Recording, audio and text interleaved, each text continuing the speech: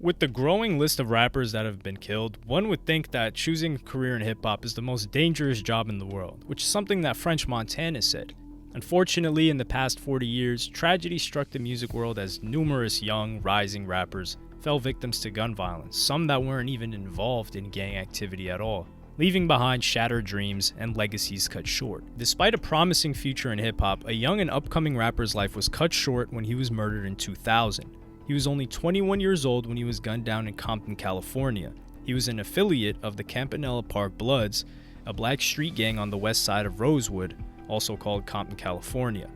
Just after midnight on July 4, 2000, Johnny Mausberg Burns and a friend headed to the home of another friend. While the driver went inside to visit, Mausberg chose to remain outside. As Mausberg sat in the car, a second vehicle pulled up with two unknown individuals who robbed, shot, and killed Mausberg. The circumstances surrounding his death remained a mystery, and the case still remains unsolved. His death was a shock to the hip-hop community, and many people were devastated by the loss of such a talented young artist. One of those people was David DJ Quick Marvin Blake, who discovered the talented rapper. The loss of Mausberg left a lasting impression on DJ Quick, who was both his mentor and a close friend and collaborator. He remembers that day in great pain. "I was in bed. We had just dropped him off. It was July 3rd and we had been working all day. He took the 4th of July off so he could be with his family. I was at a family reunion, but I felt that something was wrong. I wanted to go pick him up on my motorcycle, but people were like, nah man, he's chilling. So I went home and went to sleep around midnight. I got a call at 1:30 a.m. saying, well, just Mausberg is dead." He was just a young man. F being a rap artist. He's a human being. Who did he piss off so bad to take his life? That resentment could have been fixed with an apology or two men having an understanding. Why kill him? Why didn't he get his money from the record company? He had already started to generate income. Why didn't he get enough money to move out the hood? Being in the hood causes jealousy sometimes when you start being popular. Why didn't Stan Shepard and them give him his money to move out the neighborhood so he could be safe? He was just a child. It's sad to hear that, but I couldn't even go to the hospital to see him. They said he died with tears in his eyes. Man, damn, tears in his eyes. That's life. Afterward, he dedicated much of his time and energy to helping solve the case and honoring Mausberg's memory. But how did their relationship start?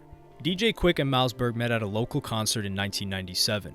They quickly became friends after Quick was impressed by the young MC's polished flow and confidence on stage. Mausberg was one of many artists Quick collaborated with, as Quick was known for bringing the best out of rappers. Mausberg was a talented rapper with a distinct style, and his fan base would grow fast. Mausberg made his debut on the track Down, Down, Down from DJ Quick's 1998 album Rhythmalism. The album reached number 63 on the Billboard 200 chart. The up-and-coming rapper also collaborated on records with R. Kelly, Snoop Dogg, Warren G, and Nate Dogg, among others. However, the most notable appearance was on Snoop Dogg's No Limit Top Dog album on the track Don't Tell, produced by DJ Quick in 1999. The album sold 187,000 copies in its first week alone in the US, debuting at number 2 on the Billboard. However, it turned out to be Snoop Dogg's least popular album of the 90s and his first to not enter the charts at number 1. With his buzz slowly building in 2000, Mausberg made an appearance on the Connected Project Volume 1, a compilation indie album by the rapper Sugar Free alongside DJ Quick, Exhibit, High C, Playa Ham, and others with the single Shut Up. And then it was time for him to take it to the next level. With his solo debut album coming out in a few months, Mausberg's future looked promising. Unfortunately, he didn't have a chance to witness the release of his highly anticipated album, leaving behind a musical legacy that was never fully realized. His debut album Nonfiction was released posthumously in 2000 by Shepherd Lane Records. However, DJ Quick was unhappy with what the record label did to his protege's album. "I wasn't satisfied with the mastering. I spent a lot of money personally, maybe 40 grand in the studio to produce it right. When I finally mixed the record, I gave it to Stan Shepard. He took them to this hole-in-the-wall mastering plant. It made the whole album sound like an MP3 as opposed to the big, lush, analog albums we're known to make. So of course I was unhappy. We can't even find Stan Shepard to get the original master tapes."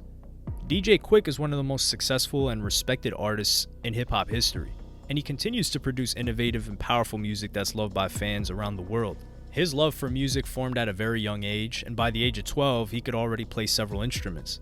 He jump-started his path to fame by selling mixtapes he made with the turntable he received while still in school. and his popularity increased as a result of self-promotion, and he began to DJ and host events in Southern California. DJ Quick generated so much buzz on the streets that he caught the attention of local record labels Ruthless Records and Profile Records. He decided to sign with Profile despite Eazy-E's $1 million offer. On February 12, 1991, DJ Quick released his debut album, Quick Is the Name, which peaked at number 29 on the Billboard 200 and sold 50,000 copies in its first week. The singles Tonight and Born and Raised in Compton were both hits from the album. After about 4 years, the album was certified platinum and had sold over 1 million copies. In 2000, Arista Records dropped DJ Quick and he started his own label, Mad Science Recordings.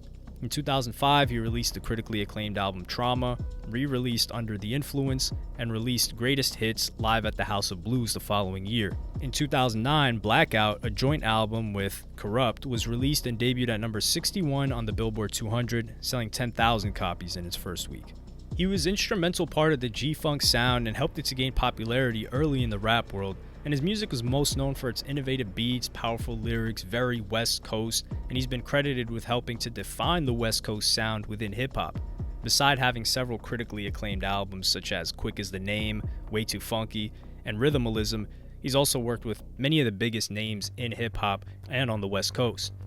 However, at the end of last year, DJ Quick expressed his belief that he's less appreciated than Dr. Dre in the hip-hop community, despite his contributions to the genre. Quick expressed his thoughts and frustrations about it all in a series of tweets. I know it's early, but I deserve to be where Dre is. I don't think it's fair, but I understand why. I've never had a machine behind me. That always hurt my friends more than it did me. He added that he was happy knowing that he's contributed to the development of careers, even though he's aware that he'll never be as famous as he feels he should be. He ended the tweets by stating that even though he views Dr. Dre as a real-life rival, he's not having a meltdown and is simply expressing himself. Several years ago, Dr. Dre and Quick worked together on the song Put It On Me for the Training Day soundtrack. DJ Quick's made a huge impact in the hip-hop industry by jumpstarting the careers of many talented artists over the years, but Malzberg holds a special place in his heart, and he often thinks about him. I think about him every day. Even if I don't, constant things just cross my mind. I've got him tattooed on my arm. I'll never forget about him. I got his name big as hell on my right forearm. That's something that will never go away. It's unfortunate you learn to love people, and yet you live in a society where love ain't important. The society systems are all messed up. He gets his life taken, and for nothing. He didn't get robbed. He didn't get jacked. He wasn't caught in bed with somebody's wife. MFs can get killed for nothing, man.